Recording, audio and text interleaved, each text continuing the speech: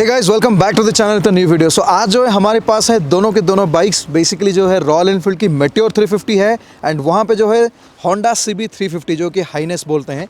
तो दोनों के दोनों बाइक हमारे पास है और अब में से बहुत सारे लोग जो है रिक्वेस्ट किए थे कि ये ऐसा एक कंपैरिजन वीडियो करने के लिए, because both the bikes actually follow in the same price tag. देखो, हम लोग मानते हैं कि यार ये जो है एक थोड़ा सा नेकेड टाइप की, जो मतलब स्ट्रीट और क्लासिक लुकिंग बाइक है and this is kind of A cruiser. तो दोनों के दोनों बाइक के सेगमेंट्स थोड़ा सा डिफरेंट है, लेकिन हाँ, इंजन पावर ऑलमोस्ट सेम है, प्राइस पॉइंट भी कुछ हद तक सेम है।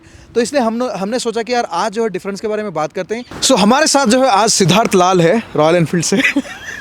Bulu, thank you so much for the honor, and I'm actually riding the Honda CB 350 to benchmark it against the Meteor 350. By the way, disclaimer: I'm not Siddharth Lal. I'm Aditya Sarangi. He's Aditya Sarangi, but he kind of looks like Siddharth Lal. तो इसी से आप लोग समझ लिए होंगे कि हम लोग जो है भाई कोई ब्रांड से बिलोंग नहीं करते हैं। और देखो, ये ट्रायम्फ वाला जैकेट पहना है, मैं TVS का जैकेट पहना हूँ, चला रहा हूँ होंडा। और ये तो इसका मतलब ये है कि ये जो कंपैरिजन है पूरा फेयर कंपैरिजन रहने वाला है, इसमें कोई मिलावट नहीं है। And we are not fanatic about both the bikes because दोनों के दोनों बाइक में से कोई भी हम ओन नहीं करते हैं, right? So both of us actually ride big adventure touring bikes, but we have fondness for these classic bikes, and that's when we pulled in some of the strings that we could, and we picked up the Meteor as well as the CB 350, and we ensured that we were able to get both of them on the same day. We tested back to back and give the comparison and feedback. And आपको और एक चीज़ दिखा दूं कि अगर हम लोग camera थोड़ा सा राइट की तरफ घुमाएंगे तो हमारे पास जावा भी है। सतविंदर जी थोड़ा दिखा दीजिए। और सामने खड़े बहुत ही अच्छा दिखने वाला, हाँ, निश्चित भी है जिनकी बाइक है। तो जावा के पीछे डोमिनार भी खड़ी हुई है, बिकॉज आप लोगों में से बहुत सारे लोग ये भी पूछें कि बोले भाई आज के डेट पे डोमिनार लेना सेंस मरता है क्या, क्योंकि प्राइस पॉइंट लगभग जो सेम है। डोमिनार थोड़ी सी एक्सपेंसिव आता है, लेकिन the kind of specs Dominar offers is still actually a better value for money bike. मतलब I agree at least for that. So yeah, so the bike we have in white is a 2017 Dominar 400, Right. and we'll see whether it's relevant in 2021. And for what we can do is like we can create a different video for We that. will. पता चल रहा होगा कि हमारे पास mic एक है तो मैं और वो ऐसे ही चलता रहेगा, कोई बात नहीं। सो आदि पहले क्या शुरू करते हैं। सो पहला इंप्रेशन आदि क्या लगा, मतलब लुक्स पे पहले चलते हैं, ठीक है? तो जैसे ही दोनों के दोनों बाइक्स को अगर हम लोग देखते हैं तो आपको क्या, मतलब आपको क्या लग रहा है? What is your feeling? See, looks are pretty subjective, but I like the CB 350 because it's cleaner than the Meteor 350. Meteor has got a lot of surfaces, a lot of it's trying too hard. Whereas CB is pretty clean. It is sticking to its something called as Universal Japanese Machine or UJM. Overall, from the looks, I feel this looks better, simpler, cleaner than the Meteor. That's my personal feeling. ऐसा नहीं कि meteor ख़राब दिखता है। Meteor में अगर आप बैठोगे तो बहुत ज़्यादा अटेंशन मिलेगा, क्योंकि बहुत सारा ग्लॉसी शाइनी फिनिश दिया गया है। And also the bike kind of looks like a Harley Davidson. If you see from an angle, मतलब हार्ले जैसा ही थोड़ा फील आता है। मे बी कि उसी को देख के ही कलर कॉम्बिनेशन वैसा यूज़ किया गया है। सो डेफिनेटली मेट्योर अच्छा दिखता है। बट हाँ, एक ही चीज़ पे आप बता सकते हो कि अगर होंडा और इसमें कंपेयर करते हैं तो ये थोड़ा सा जो है ना, थोड़ा सा आपको लगेगा कि फॉरेन से कोई बाइक आया है, और ये जो है थोड़ा सा वही लगेगा कि यार लोकल ढांचा में बनाया गया है। तो बाइक की लुक्स वही है, लेकिन दोनों के दोनों बाइक्स अपने अपने लुक में अच्छा दिखता है। थोड़ी सी मेट्योर जो है थोड़ा सा बड़ा दिखता है। सो होंडा की एक नेगेटिव पॉइंट जो है कि फोटोज़ और वीडियोज़ में ये बहुत छोटा बाइक दिखता है। This actually kind of looks like वो CD 100 डिलक्स ऐसा कुछ एक बाइक था, सुपर स्प्लेंडर कुछ तो था, जिसमें राउंड हैंड लैम्प्स के साथ आता था। सो फोटो वीडियो में वैसे दिखता है, but in real if you see ये पूरा अलग दिखता है। उसका रीज़न ये है कि इसमें जो पार्ट्स यूज़ किया गया है, जो क्वालिटी है, बेसिकली आपको फिट एंड फिनिश से ही आप मार्क कर सकते हो कि यार बाइक कितना क्वालिटी दिखता है। सो ये आपको ऐसा देखते ही आपको पता चल जाएगा कि यार ये जो बाइक है मतलब इंटरनेशनल बाइक हो। हम लोग जब कल चला रहे थे, आज चला रहे हैं, लोग आके एक्चुअली पूछ रहे हैं इसको कि ये कौन सा बाइक है। So they don't even know it, this is CB 350, they feel it's a bigger bike. Bigger bike. whereas Meteor का क्या है, It kind of looks like a Royal Enfield. it does. It's a standard. It looks like a Royal Enfield, and especially अगर आप वो red yellow color में ले रहे हो, it looks like that Thunderbird 350X. Actually it is the same Thunderbird X, मतलब बहुत ज़्यादा कुछ डिफरेंसेस नहीं है। अभी थोड़ा सा जायज़ी किया गया है, थोड़ा हेडलैम्प्स और थोड़ा मीटर जो डैशबोर्ड्स है वो सब थोड़ा चेंज किया गया, but otherwise it is very similar to the same Thunderbird X. I agree. I mean, it's a tried and tested formula. It has worked for them. Right. It continues to work for them. Right. But yeah, net the bike, both the bikes are pretty good looking. It's up to you. Yes. What is your taste? So looks के बाद जो है, let's talk about the riding comfort. Seating posture की बात करते हैं पहले। So what do you feel about both the bikes? So in terms of riding comfort, that is like a sofa. This is like a plastic chair. So you sit straight on this. There you sit like a proper recliner. You know how Thunderbird used to be, how Avenger is. That's how you sit on that bike. Very comfortable. Your legs are moved upwards. On the flip side, Indian highways or Indian roads are not great all the time. And अगर आपको गलती से कहीं पे खड़ा होना पड़े, इसमें मुश्किल है. इस पे खड़ा नहीं हो पाओगे. इस पे बिल्कुल खड़ा नहीं हो पाओगे. हाँ, राइट. वैसे सीबी में क्या है कि आप स्ट्रेट बैठते हो, पुराना बुलेट जैसा बैठते हो, ऐसे स्ट्रेट एकदम. एंड उससे क्या होता है कि आपका स्पाइन के ऊपर प्रेशर कम पड़ता है, आप ज़्यादा टाइम इस पर बैठ सकते हो. अगर मैं ऐसा लाइक प्रॉपर राइडिंग शूज़ पहना हूँ बड़ा वाला, तो उसमें गियर शिफ्टिंग में प्रॉब्लम हो रहा है. वैसे इसका गियर शिफ्टिंग ईजियर है with big boots as well. So it is exactly the same feeling. So अगर हम लोग सीटिंग कंफर्ट के बारे में बोलेंगे तो initially for the 100-150 kilometres this is a very very comfortable bike. Actually ये उससे ज़्यादा कंफर्टेबल है बिकॉज इसकी सीट जो है, कुशन बहुत अच्छा है. मतलब 150 किलोमीटर चलाने के लिए, 200 किलोमीटर चलाने के लिए आपको अच्छा लगेगा.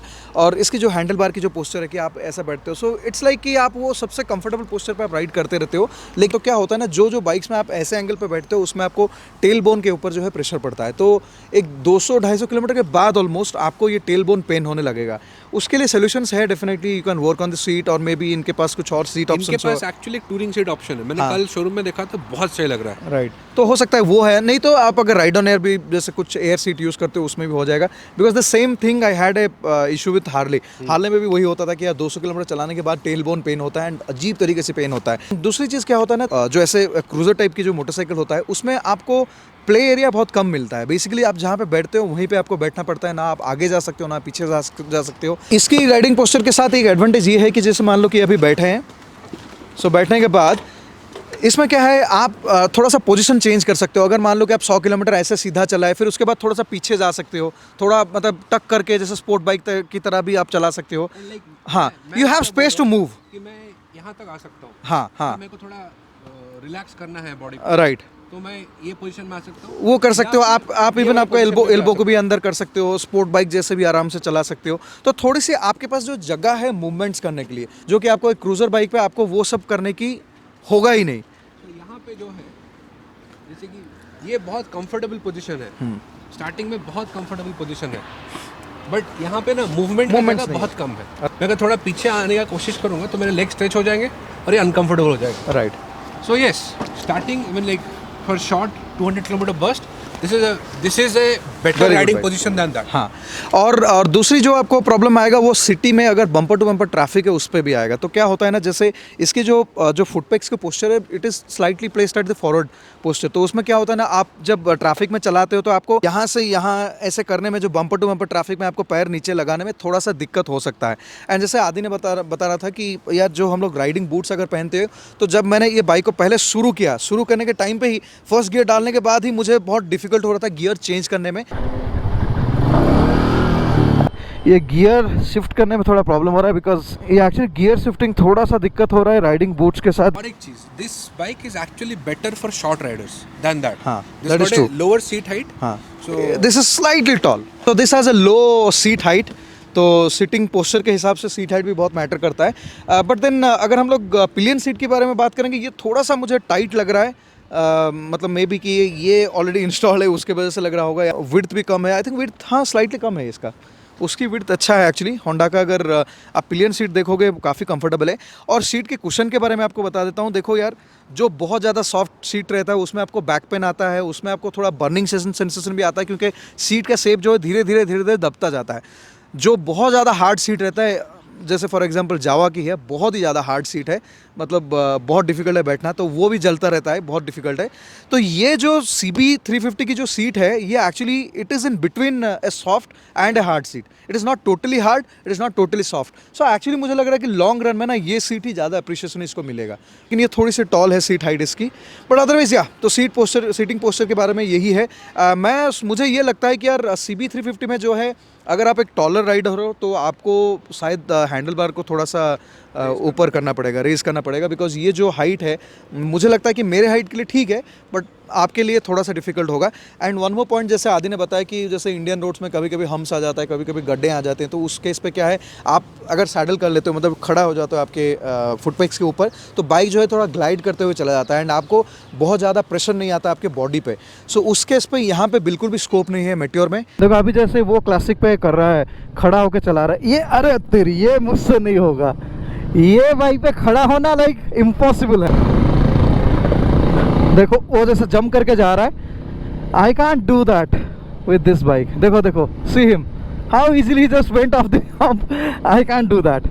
इसमें डेफिनेटली स्कोप है। सो उसका मतलब ये भी है कि आप अगर ऑफ रोड्स पे चलते हो, इस बाइक को थोड़ा सा आप ज़्यादा एंजॉय करोगे, आप खड़ा होकर चला सकते हो। इनफैक्ट मैं कल कुछ रफ पैचेस में भी खड़ा होकर चलाने की कोशिश किया, it was comfortable. The suspension is also good, मतलब अच्छा है, सस्पेंशन बहुत अच्छा है। मैंने सुना कि कहीं कहीं स्टिफ बोलते हैं, but I think suspension is actually good. And मैं आज ट्रिपल डिजिट स्पीड में जो हाईवे के जॉइंट्स हैं वहाँ पे इसको उड़ा उड़ा के आया हूँ, and it the bike did not undulate, पता भी नहीं चलेगा। हाँ। एंड इसका पॉइंट ऑफ कंपैरिजन है मेरा इंटरसेप्टर। Right. इंटरसेप्टर वहाँ पे ड्यूलेट होता है, बट ये नहीं होता। तो इसका सस्पेंशन बेसिक है, बट ट्यूनिंग बहुत सही है। हम लोगों ने अभी तक बात किया गाड़ी के स्टाइलिंग के बारे में, उसका राइडिंग कंफर्ट के बारे में।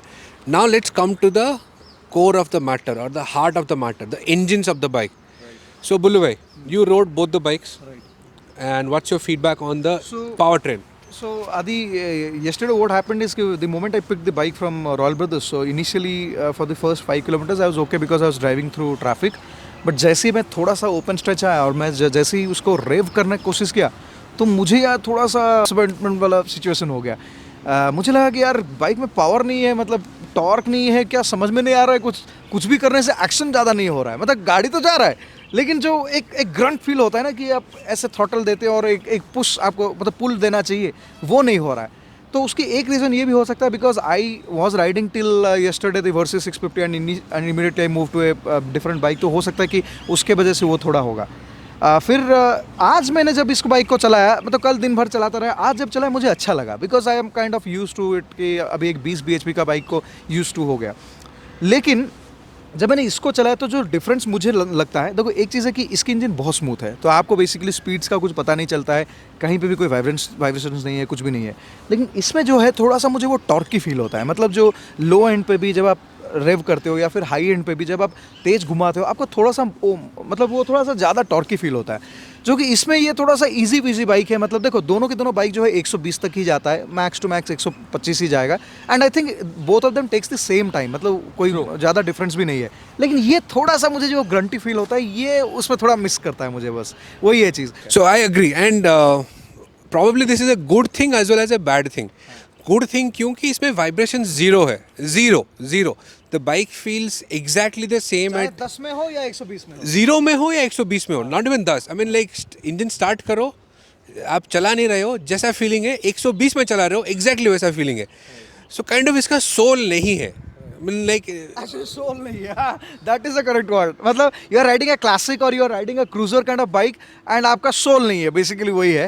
इसमें देखो एग्जॉस्ट नोट बहुत अच्छा है, नो डाउट, बहुत सही है। हाँ, ये मतलब बातें करता है, बट इसका सोल नहीं है कि जो थोड़ा सा वाइब्रेशन हो, थोड़ा सा वाइब्रेशन हो। At times vibration is good so that you feel what is happening. यहाँ पे आपको लग रहा है कि आप ऐसे इलेक्ट्रिक मोटर चला रहे हो, पीछे एक एग्जॉस्ट लगा हुआ है जहाँ से फेक साउंड आ रहा है, ऐसा है, साउंड बहुत सही है। Now comparing that to the Meteor में जैसे आपने बोला लो एंड बहुत अच्छा है। रॉयल एनफील्ड के लिए it's a big leap forward. Royal Enfield के हिसाब से अगर आप कंपेयर करोगे तो ये पूरा 100% बेटर है, मतलब रॉयल एनफील्ड के प्रीवियस जनरेशन से इंजन्स के।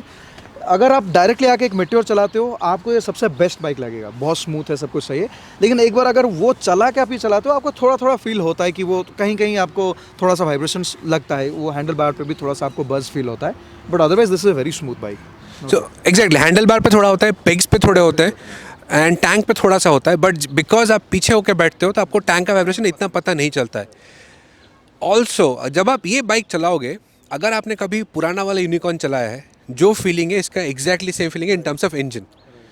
I think most of the Honda bikes actually feel the same way, मतलब क्योंकि रिफाइनमेंट ही उनकी कोर कैपेबिलिटीज़ है। उसकी एक और रीज़न ये है कि होंडा में एक बड़ी बात ये होता है कि एक छोटा सा फैक्ट जो मुझे लगता है कि यार टेस्टिंग जो है ना वो होंडा की फैक्ट्री में ही हो जाता है जनरली बाकी सारे ब्रांड्स की ना कस्टमर पे ही टेस्टिंग हो जाता है। आई डोंट नो कि how they do their testing, but most likely ऐसा होता है कि कस्टमर्स ही निकालते रहते हैं कि ये फॉल्ट है, वो फॉल्ट है, ये प्रॉब्लम है, ये हुआ, कहीं ब्रेक डाउन हो गया, तो वो सब चीज़ें होंडा पे नहीं होता, बहुत कम चांसेस है कि वो होंडा पे होगा। True. I mean, if you look at it, now if I come to the gripes of the bike, okay, the gearing, I find it gets kind of, iffy gearing. It's got 4 gears and the 5th gear is fake. Actually वही मुझे भी वही लग रहा है कि मैंने in fact कल के वीडियो पे भी वही बोला था कि यार जो 5th गियर है, 4th के बाद अब जब लगा तो लगता है कुछ होता नहीं है, क्या हुआ है।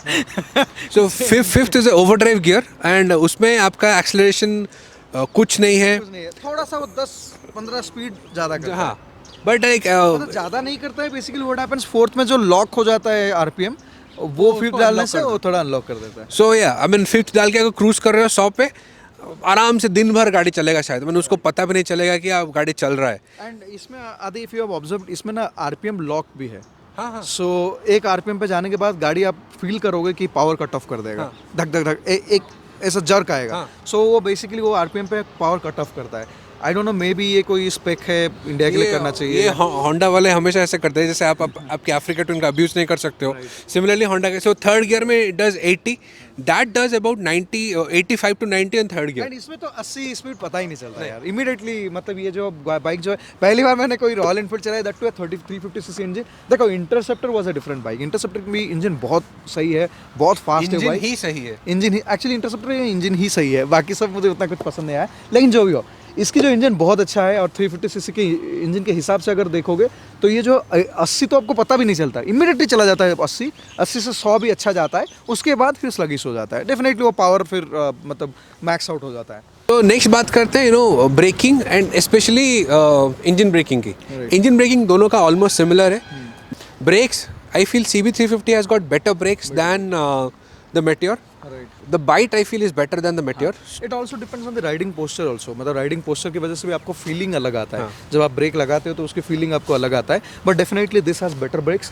इसकी पीछे का ब्रेक एक्चुअली इसमें जैसे ब्रेकिंग चाहिए गाड़ी में, वो तो हाईवे में चलाने के लिए वैसी है। सो नॉर्मली हाईवे में जो बाइक्स आप चलाते हो तो पीछे की ब्रेक थोड़ा सा कम बाइट होने से ही बेटर है, क्योंकि बहुत सारे लोगों को ये आदत होता है कि पीछे की ब्रेक को बहुत ज़्यादा स्लैम करते हैं, जिससे व्हील लॉक जल्दी हो जाता है। सो आपकी मोटरसाइकिल हमेशा जो है 80% आपको जो है फ्रंट ब्रेक डालना चाहिए अगर आप हाईवे पे जाते हो, क्योंकि वहीं से जो है आपकी पावर जो स्टॉप होता है एंड आपकी पूरी की पूरी जो सेंटर ऑफ ग्रेविटी होता है वो सामने की व्हील पे होता है। तो उस हिसाब से मैं देख रहा हूँ कि इसकी ब्रेकिंग बहुत सही है, इसका ब्रेकिंग बुरा नहीं है, लेकिन if you compare both of them then I feel this is better. और मैंने दोनों की जो ABS की भी टेस्ट किया, इसकी जो ABS की इंटरफेरेंस है वो बहुत स्मूथ है एक्चुअली, मतलब आपको वो फील नहीं होता है। हाँ। इसमें थोड़ा सा आपको फील होता है, बट उसकी रीज़न ये भी हो सकता है कि अभी जो मैं सरफेस पे चला रहा था थोड़ा सा बारिश भी हो गया था, उसके वजह से मे बी ABS ज़्यादा किक कर रहा था। ब्रेकिंग के मामले में it boils on the posture, क्योंकि वो किक्ड आउट फ्रंट है, उसका क्रूजर स्टांस में है, तो शायद इसके लिए ब्रेकिंग थोड़ा सा फील थोड़ा कम है।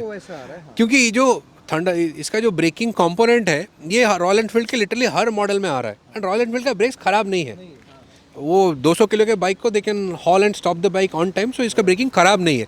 बट इसका क्या है कि because of the riding posture and आप स्ट्रेट फॉरवर्ड बैठ रहे हो, आपका weight on the front, so it feels that it stops better, and maybe it's got a Nissan front brake, right? Both Nissan. So it's got a Nissan brake, so it has slightly more stopping power, I would say. और अगर C8 और MRF के बारे में बात करेंगे तो I believe कि C8 देखो MRF में माइल्स बहुत ज़्यादा आता है, मतलब किलोमीटर्स ज़्यादा आता है, लेकिन but it is slightly harder compound, especially the Zapper compare to the C8। So obviously C8 की फीडबैक आपको थोड़ा बेटर ही फील होगा compare to the Zapper. But earlier I think Royal Enfield used to come with MRF, they have now change to C8। So C8 और MRF में अगर हम लोग कंपैरिजन करेंगे 100% C8 टायर्स आर बेटर, मतलब आपको कंफर्ट स्मूथनेस अच्छा देता है, एंड इसकी ब्रेकिंग पावर भी बेटर रहता है because of slightly more softer rubber compared to the Zapper. So now talking about the handling of both the bikes. Yes. So handling on highways, handling on cities, and handling on corners. तो आपको क्या feel हो रहा है कि क्या रहेगा? I would say the handling this feels better primarily due to the riding posture. Riding posture, yes. So this feels better because you sit upright, you grip the tanks tighter with this, and you can navigate around much easier. That is a decent handler. For a cruiser, that's a very decent handler. But head to head, this will be probably 20% better than that. Yes. So handling definitely the same feedback, इसके handling थोड़ा सा आपको better लगेगा. In fact अगर आप corners भी करना चाहोगे तो डेफिनेटली ये बाइक पे आप बेटर कर सकते हो कंपेयर टू दिस वन, क्योंकि राइडिंग पोस्चर की वजह से ही है. तो आदि अब हम लोग जो है बात करेंगे, ये लास्ट पॉइंट है. तो 2 पॉइंट्स है. हाँ. एक है जो बहुत मैटर करता है, वो है फिट एंड फिनिश. हाँ. एंड जो सेकंड पॉइंट है फीचर्स, हाँ. जो मेरे लिए पर्सनली कुछ मैटर नहीं करता है, because I don't like features on bikes और कार्स. क्योंकि मुझे लगता है जो फैंसी फीचर्स है कोई काम का नहीं होता है, बस इनिशियल कस्टमर को अट्रैक्ट करने के लिए बनाया जाता है कंपनी से, मतलब स्ट्रैटेजी वही रहता है. लेकिन हाँ, फिट एंड फिनिश बहुत मैटर करता है मेरे लिए. So what do you feel about both this bikes? Bulu, I totally agree with you in terms of features, and yeah, we are not going to talk about the features. If you want to learn more about the features, go to their website, check out what features these bikes offer. क्योंकि कोई भी ऐसा feature नहीं है जो कि आपको बहुत ज़्यादा काम आ Stand out हो. हाँ, कुछ भी नहीं है वैसे. See, even this tripper navigation and all that, you read about this. Basic सी बात ये है कि आई एम रियली डिसअपॉइंटेड कि दोनों के दोनों बाइक में जो है टैकोमीटर नहीं है. Arey, this is actually a negative point for both the bikes, because on this one you hit the cutoff at 80 in third you hit the cutoff and you don't know पता नहीं चलता क्या RPM क्या RPM पे. Same with that one. You don't figure out what the RPM is. And Thunderbird actually had a tachometer and Ari removed it. Ari should not have removed it. So now let's come to the fit and finish. Overall, that's a job almost done. This is a job very well done. That's my feedback on fit and finish. Like example is like, let's look at these cables, okay? Cable See management. how well managed the cables are. Similarly, if you look at it on the accelerator side, on the throttle side, there's a redundant cable. On pretty much all Honda bikes, including Charisma, they always give you a double accelerator cable, so that if one breaks, you're not stranded anywhere. Small features. Overall, not a lot of wires. Some people say that there are a lot of finishes, but I kind of like it. Black, little bit of chrome. If you wanna change it, you're gonna just spray paint it or powder coat it, and you're good to go. Not a lot of cables hanging around. Well managed ones. Royal Enfield is done pretty good job. I think this is their best bike yet in terms of fit and finish. Cable management is much better, but still there are like few cables running around. We are getting picky. I mean, we don't have a lot of negatives to talk about, so we're getting picky about it. But for an example, if you look at it, these shock cabs, they're actually a nice touch. They don't have exposed bolts here, unlike the ones you have here.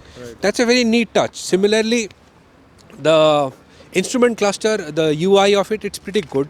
But yeah, some of the cables like this could have been done better. That's my feedback on the fit and finish. Paint quality is top notch, and yeah, this bike actually had a couple of falls, and it has held up pretty well. It has not broken a brake lever yet. I like the fact that Royal Enfield has provided a crash guard here, which is not there on the CB350, because I believe कि हर company जो है bikes जब निकालती है, standard अगर fitment एक crash guard दे देता है बेटर है, क्योंकि यार ऑब्वियसली लोग गिराएंगे तो क्रैश गार्ड रहना ज़रूरी है. तो इसमें दिया है, लेकिन इसमें नहीं दिया है, थोड़ा सा नेगेटिव है. इसमें अभी मुझे और एक चीज़ बहुत बढ़िया लगा कि इसकी जो सामने वाला इंडिकेटर्स है वो जल के रहता है. सो होंडा के जितने भी टूरर फोकस्ड, मतलब जो वो सोचते हैं कि हाईवे पे जाएगा, वो सारे बाइक्स में आपकी जो इंडिकेटर्स है वो हमेशा ग्लो रहता है सामने वाला. वो एक्चुअली एक सेफ्टी फीचर है. आपको पता चल रहा है कि आपका गाड़ी का वेट सामने से भी पीछे से भी, अगर आप मान लो चलाती भी हो, आपके मिरर से भी वो बहुत दूर से विजिबल. हाँ, कि आपको दिखेगा कि अच्छा गाड़ी का वेट कितना है. तो ये बहुत बढ़िया सेफ्टी फीचर है. एंड हाँ, तो रॉयल एनफील्ड में एक चीज़ है, हैज़र्ड लाइट नहीं है. एंड इसका अर्गोनॉमिक्स, स्पेशली स्विच गियर का डिज़ाइन वाइज बहुत सही स्विच गियर है, ठीक है.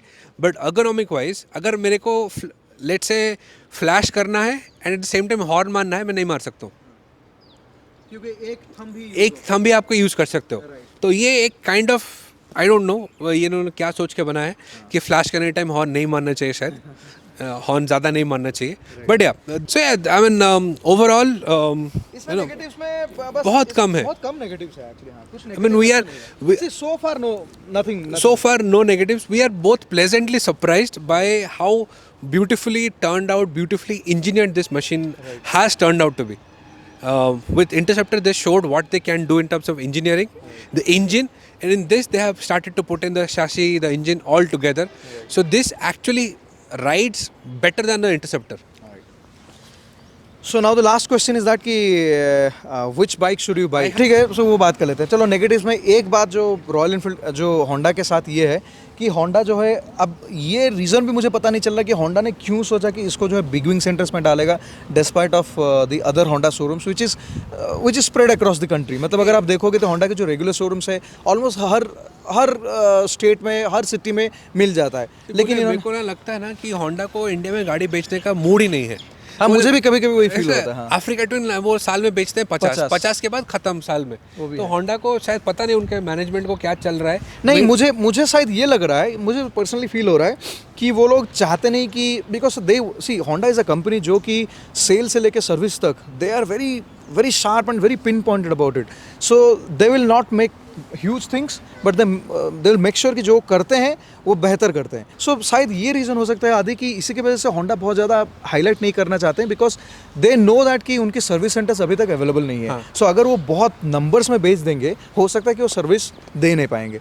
But then it is a negative point. अगर आप कस्टमर हो सो बात वही है कि अगर आपके सिटी में बिग विंग सेंटर है जहाँ मतलब है, अगर खरीदना है तो अगर है आपके सिटी में और आप ये बाइक खरीदना चाहते हो देन इट इज़ एडवाइजेबल. अगर नहीं है then you will have a tough time क्योंकि अभी तक कुछ खबर नहीं है कि कितना शोरूम्स आएगा. Now let's say I talk about Bhubaneswar. Okay, Bhubaneswar बड़ा सिटी है जहाँ पे इवन इंडियन ऑयल का 100 ऑक्टेन पेट्रोल लॉन्च होने वाला है based on the number of super cars and super bikes that they have. They don't have big wing centre. Now if you are from Bhubaneswar, forget Bhubaneswar, if you are from the east zone of India. No so basically जो मुझे पता है कि Honda का 2 type की big wing centres आता है. There is something called silver wing और कुछ एक गोल्ड विंग नहीं, हाँ कुछ तो है, गोल्ड विंग नहीं है, सिल्वर विंग और समथिंग. बिकॉज ये जो की है ना, छोटे छोटे चीज़ें हैं. सो ये की पे आप देखो कि जो विंग है वो सिल्वर कलर की है. जो मेरे अफ्रीका ट्विन पे है इट्स अ रेड विंग. तो इसमें 2 टाइप की है. एक जो है मेरे ख्याल से जो है अप टू 500 सीसी की मोटरसाइकिल रखेगा एंड जो दूसरा है वो पूरा फुल रेंज रखेगा. सो जो 500 सीसी तक जो मोटरसाइकिल रखेगा those are the stores which will be in numbers. Like for example अगर बैंगलोर में भी देखोगे I believe Silicon Honda sells it and as well as even these guys they sell. तानसी also I think they are selling it. KR Puram के पास कहीं एक showroom है. सी आई एम नॉट मतलब पूरा कंफर्म नहीं है लेकिन मैंने ये सुना था कि हर सिटी में जो है मल्टीपल शोरूम्स भी रहेंगे इनके लिए. बट थिंग इज दैट कि right at this moment you may not have a showroom nearby to your city. Agreed. Now that brings us to Royal Enfield. Right. Royal Enfield has got the biggest service network of all premium bikes in India. Leh Ladakh, you have it. Andaman Nicobar, you have it. In fact आप highway पे भी जाते हो ना, हर city के highway के मतलब जो रोड पे हम लोग लास्ट टाइम डिस्कस कर रहे थे. रॉयल एनफील्ड की सर्विस नेटवर्क बहुत ज़्यादा है. तो with this actually we think about reliability. So we're talking about reliability. So Honda eyes closed, it's gonna be reliable. Honda का recalls बहुत कम आए हैं and eyes closed, it's gonna be reliable. Royal Enfield reliability is unknown. On this one the reliability is unknown. मुझे ही आप लोग देख लो, मैं ही खुद मतलब आपको पता ही होगा बहुत सारे रॉयल एनफील्ड वाले गालियाँ दिए मुझे कि यार आप जो है बोल रहे हो कि रॉयल एनफील्ड में प्रॉब्लम है. भाई मेरी बाइक जो है गुर्दोमार पे फेल हो गया तो वो है. लेकिन यार एक चीज़ है कि रॉयल एनफील्ड जो क्वालिटी अपना है इंप्रूव कर रहा है. लेकिन हाँ सर्विस जो अगर आप देखोगे तो कहीं पे भी आपको मिल जाएगा. होंडा के साथ वो थोड़ा सा आपको दिक्कत होगा डेफिनेटली. So हाँ, तो this brings me to the Royal Enfield question. क्योंकि this engine and this powertrain in a chassis like Classic 350, it's gonna actually kick the ass out of Honda CB350. तो अगर होंडा को 6 महीने लगेंगे उसका service network बनाने में, 6 से 8 महीने लगेंगे एंड वो टाइम तक रॉयल एनफील्ड ये प्लेटफॉर्म मतलब ये इंजन को क्लासिक के प्लेटफॉर्म में डाल रहा है, then Royal Enfield is gonna laugh their way to the banks. And I think Siddharth Lal also made a comment कि others are trying to catch up with us but Royal Enfield is 7 steps ahead. So they are actually 7 steps ahead. अभी to be honest जो मैंने देखा है India में तो royal Enfields mostly until now जो बिकता है वो इमोशंस की वजह से बिकता है to be honest. So Royal Enfield basically जो खरीदते हैं वो परफॉर्मेंस देख के नहीं खरीदते हैं. So they buy it because of emotions. लेकिन गुड दैट कि now they are improving the performance क्योंकि लॉन्ग रन में उनको भी पता चल रहा है कि यार अगर हमारे मोटरसाइकिल इतना फेल होगा तो ये लॉन्ग रन में काम नहीं करेगा. ट्रू. तो वो है तो इसीलिए वो लोग क्वालिटी भी इंप्रूव कर रहे हैं, वो बहुत मैटर करता है.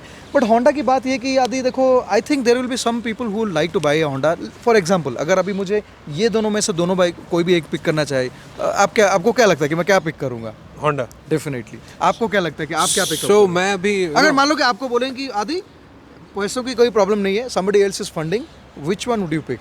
So I'll ask the question, what is the intended purpose? No, it is not about the purpose. It is your personal choice. कि यार आपको देखो आपके पास ऑलरेडी एक बड़ा बाइक है, okay, and you want a second bike. I think I will go for the Meteor because I kind of feel it's got that soul in it. Honda, the engine is good, but it doesn't have the soul. I mean, it does not wake you up saying, "Oh wow, I am awake." Yes. So for what it may have some rough edges, but my heart goes out for the Royal Enfield. Right. I actually already have a 500 Machismo in my garage, Yeah. and I will actually this is add exactly to it. what I explained कि Royal Enfield sells because of emotion. So Yeah. he is basically emotional about this bike and he wants to pick that. But I am little more practical. तो मैं यार यो करूँगा कि मेरा point of view ये कि यार मुझे कहीं पे breakdown नहीं होना है. So that confidence still it will take much time about the Royal Enfield कि थोड़ा सा और टाइम लगेगा to build that confidence. तो अगर हाँ मुझे ये दोनों में से एक किसी को पिक करना, I definitely will pick up the Honda. बात तो भाई सिंपल है कि रिलायबल है, बस वही मेरे लिए सबसे ज़्यादा मैटर करता है. Disclaimer again, so I own shares of Eicher Motor because I believe in their business.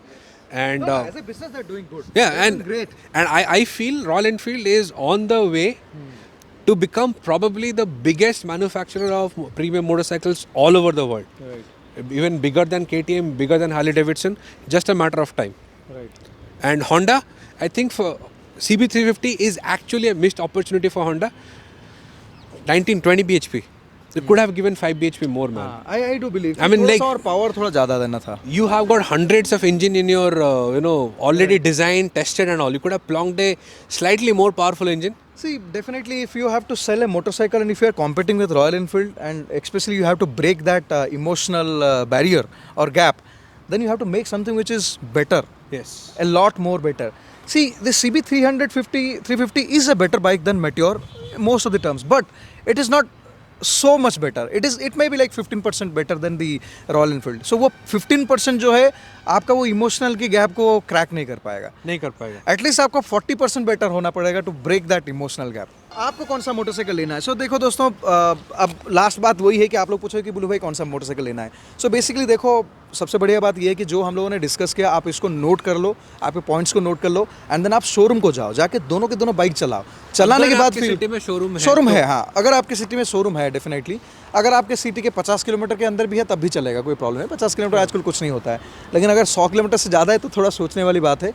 तो उस केस पे सर्विसिंग के लिए वहीं पे ही जाना पड़ेगा. वहीं पे ही जाना पड़ेगा. तो इन दैट केस अगर हाँ आपकी प्लान अगर 6 महीने आगे है, actually I tell you honestly, दोनों के दोनों बाइक जो अभी मत खरीदो, 6 महीने के बाद खरीदो. क्योंकि रॉयल एनफील्ड्स में भी ये होता है कि 6 महीने के बाद पता चलता है कि बाइक्स में एक्चुअल प्रॉब्लम क्या है. तो 6 महीने के बाद जो वर्जन्स लॉन्च होता है उसमें थोड़ा सा वो चेंजेस लाया जाता है. इनफैक्ट ये हर नया बाइक के साथ होता है. होंडा पे तो यार आप आंख बंद करके ले लो, इसमें कोई फॉल्ट्स आपको आएगा नहीं. मोस्ट ऑफ दी आप देखो जितने भी होंडा की बाइक्स अभी तक लॉन्च हुआ है कोई भी फेल नहीं हुआ है. मतलब हर बाइक जो है रिलायबल है, जो होंडा प्रॉमिस करता है वो बेसिकली वो कवर करता है. बोलो ये एक्चुअली सिर्फ रॉयल एनफील्ड की बात नहीं है, सारे Indian manufacturers, Right. Tata Mahindra, Honda, Tata Mahindra, Royal Enfield, right. Jawa, ये सब लोग अपने फर्स्ट सेट ऑफ कस्टमर के साथ टेस्टिंग करते हैं. एक्चुअली कस्टमर्स टेस्ट करते हैं. कस्टमर टेस्ट करते हैं. Whereas जैसे मैंने ऑल्टीट्यूड का प्रॉब्लम मैंने टेस्ट किया था, लाके गुरुद्वारा में रखा और गया. हो गया. इवन बजाज भी कस्टमर के साथ टेस्ट करता है. जैसे मेरे डोमिनार में कितने सारे छोटे छोटे वो सॉफ्टवेयर अपडेट इशू ये वो आए थे. मेरे जापानीज होंडा ये सब के काम नहीं करता है. उनका टेस्टिंग R&D उनका जापान में ही होता है एंड फाइनल प्रोडक्ट आता है आपके पास. सो या net my heart says meteor, my head says Meteor because it's got a pan India service network and it's not that great of a difference between the Meteor and the Highness. But if I look at objectively, still practicality point of view में मुझे थोड़ा सा Honda ही better लगता so if I look at it objectively, purely objectively, as a city bike, I'll pick up the Highness. If I look at touring, going out of the city, I'll pick up the Meteor. That's my take. है. Right, सही बात है. सो it is the same feeling. So obviously आपको ये समझ में आ गया हो कि मैं थोड़ा सा इंक्लाइंड हूँ towards the Honda CB350 just because कि I value quality and finishing and then reliability more than anything else. Yes, emotion. आपको ये तो पता चल गया हो कि मैं कोई भी बाइक के बारे में इमोशनल नहीं हूँ, क्योंकि मैं बाइक खरीदता भी हूँ और 6 महीने के बाद बेच देता हूँ अगर मुझे पसंद नहीं आता. So thank you so much guys for watching this video. With this we would like to end this video. तो मतलब अगर फाइनल वर्डिक्ट मुझे पूछते हो तो यार मुझे अगर पिक करना है so I will definitely pick the Honda CB350. First point ये है कि because I belong to Bhubaneswar और एल्स बैंगलोर, दोनों की दोनों सिटी में जो है इसकी सर्विस सेंटर्स है. आई मीन सेल्स के लिए भी है और सर्विस सेंटर्स है. भुवनेश्वर में बेसिकली आ रहा है, आई थिंक 2 सेंटर्स 2 आ रहा है ऑलमोस्ट. तो मेरे लिए ये प्रॉब्लम नहीं है। एंड डेफिनेटली जो मैं बोल रहा था वीडियो के मतलब पहले भी बोल रहा था कि यार मैं जो है बाइक पिक करने के टाइम पे I am never emotional about bikes, because मुझे ये लगता है कि यार इमोशनल चीज़ जो है ये टेम्पररी होता है। मतलब आप जब बाइक लेते हो 3-4 महीने के लिए आपको इमोशनल बॉन्डिंग रहता है, उसके बाद तो सब कुछ मैटर करता है परफॉर्मेंस एंड रिलायबिलिटी और quality of the bike and quality of experience after the sales also. तो सारे के सारे हिसाब से अगर देखोगे जिस सिटी से मैं बिलोंग करता हूँ उस हिसाब से I think the CB350 is a good bike. पूरा अगर मुझे बोला जाता है कि आज के डेट पे आपको पिक करना है 350 Royal Enfield, then definitely I will pick up this bike, because जितने सारे रॉयल एनफील्ड्स मैंने चलाया अभी तक except the Interceptor, I think this is a very good bike. अगर इसकी एक 500cc बाइक आता है तो then there is a chance that I might pick up, because मुझे उसमें थोड़ा सा और ज़्यादा पंच आएगा और थोड़ा सा हाईवे में क्रूज करने के लिए 120 will be like easy speeds for me. In that case I will definitely pickup मतलब मेट्योर की 500cc वाला बाइक। लेकिन अगर क्लासिक पिक करना है आज के डेट में तो डेफिनेटली यार उससे बेटर बाइक मुझे नहीं लगता है कि कोई है मार्केट में। So Bulwe, you said that was the end of the video, Right. and we gave a verdict, Right. and then we decided to write more. Right. Did your verdict change? So my verdict is still the same, but I guess your verdict has changed. Indeed. So actually we started from there. I think we rode about like 40-50 kilometers Yes. more to reach this property. So by that time I think things have changed a lot. So क्या हुआ आप बताओ? So we actually chose to ride the CB and the Meteor as well as the Java through Hosur city, so that Right. we experienced peak City- traffic city, condition. huh. It was around 9 a.m. so we could experience peak traffic condition. Then we had some open flowing B roads, so like Right. 2-lane roads with some smooth corners and Humps भी था. humps भी थे. हाँ. So city में मैंने CB चलाया. हाँ. And I was initially very skeptical about its gearing, हाँ. but CB actually surprised me. Right. Right? Right. Third gear you can chug along at 40. हाँ, easily. Humps you can stand up, the bike jumps. I think you have captured Yes, some of I my have video. captured something. You can just see ये footage आप देख लो। तो इसमें मैं देख रहा हूँ कि मैं इसके पीछे मेट्योर लेके राइड कर रहा हूँ और ये जो है भगाता हुआ जंप करता हुआ जा रहा है और मेरा जो हालत थोड़ा सा रोने वाला आ गया, क्योंकि मैंने एक हम पे गलती से खड़ा होकर जंप करने की कोशिश की और मुझे लगा भाई गया मैं तो गया। तो बेसिकली डेफिनेटली ये बाइक बनी नहीं है उस चीज़ के लिए कि आप जंप कर लो। मतलब देखो डेफिनेटली CB भी नहीं बना है कि आप कोई एडवेंचर वाला वो करो, हाँ. लेकिन you have scope. Yep, scope. See, and ये हम लोगों ने जंप इसलिए किया कि this is kind of A extreme situation कि अगर आपको कहीं कोई आ गया, गड्ढा आ गया, सिटी में इंडियन सिटी में गड्ढे आते हैं, कहीं गड्ढा आ गया तब आप कुछ नहीं कर सकते, तो जंप कर लो। Right. And CB fits the bill. And उसके बाद when I rode the CB for some time in the smooth flowing roads, Right. I could start feeling the difference between the CB engine and the the Meteor Meteor. engine, and then Yes. you were riding the Meteor. Yes. And I then also felt the difference. Then I switched to Java, which Nishit, no offense, Huh. but Java, you guys are screwed royally. Totally. Okay, Totally screwed. you are not even in the picture. Right. Right. We'll talk about you guys separately, but let's focus this on the Meteor and CB. CB. So you rode the Meteor, Right. I rode the CB and Java. Right. My verdict is I want to change my verdict from what I had said there back. I was skeptical about CB क्योंकि बहुत सारे लोग YouTube में बोल रहे हैं कि are being very diplomatic about when it comes to between CB and Meteor. Don't have to be diplomatic. I don't own any. Neither me. I don't own any loyalty to either Honda or Royal Enfield. For me, Right. these are two brands. Right. I am here to judge on objective quality. Right.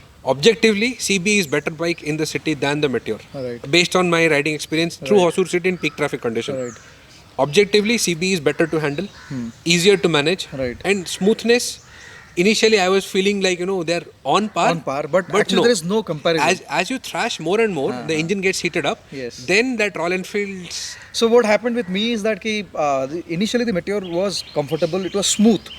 But then slowly I started feeling the same feeling जो कि मुझे generally That Royal tingling Enfield आता है, sensation on your hand, sensation yeah, is yeah. there on the hand. तो जब आप इसको continuously चलाते हो बहुत सारे किलोमीटर्स के लिए, शायद इंजन ऑयल हीट होने के बाद जो है मतलब आपको फिर धीरे धीरे वो हल्का हल्का वो फील होता है यार। अभी भी जो है मतलब वो वाइब्रेशन से आपको थोड़ा थोड़ा हल्का हल्का फील होता है, वो स्ट्रेस फील होता है। एक डिस्क्लेमर देंगे कि ये टेस्ट राइड बाइक है, हाँ. And No, but I think 900 kilometers is nothing. Even that is a rented vehicle यार. People go and abuse those bikes. जो smoothness है ना ये अलग नहीं लेवल है, की नहीं है। है। मतलब निश्चित जावा चलाता है एंड जैसे वो निश्चित दोनों के कम दोनों हुआ। बाइक बोला आ जाओ निश्चित। सो निश्चित आपका फीडबैक बताओ। आप जावा चलाते हो, फिर आपने क्या मेटेओर चलाया, आपको मेटेओर अच्छा लगा तब, फिर उसके बाद फाइनली आपने चलाया CB। करेक्ट। तो क्या फीडबैक है यहाँ पे देख के बता दीजिए। इसको देख उसको हाँ, देख। देखना है उसको वॉइस यहाँ तो मैं जावा ऑन करता हूँ, मैंने जावा चलाई है काफ़ी। हाँ। और उसके बाद मैंने क्या देखा कि मैंने मेट्योर चलाई which looks very comfortable. Right. उसका जो क्रूज राइडिंग है वो बहुत अच्छा है. हाँ.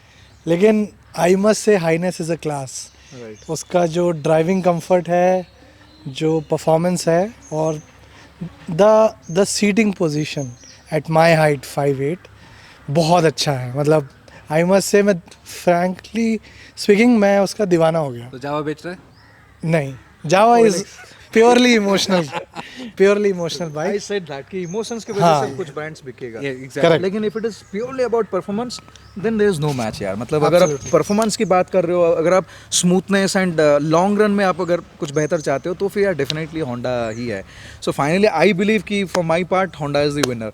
And दूसरी बात ये है कि आदि देखो, जैसे अब मेट्योर की एक प्रॉब्लम ये है कि यार it is only limited to highways and वो राइडिंग पोस्चर पे आपको चलाना है.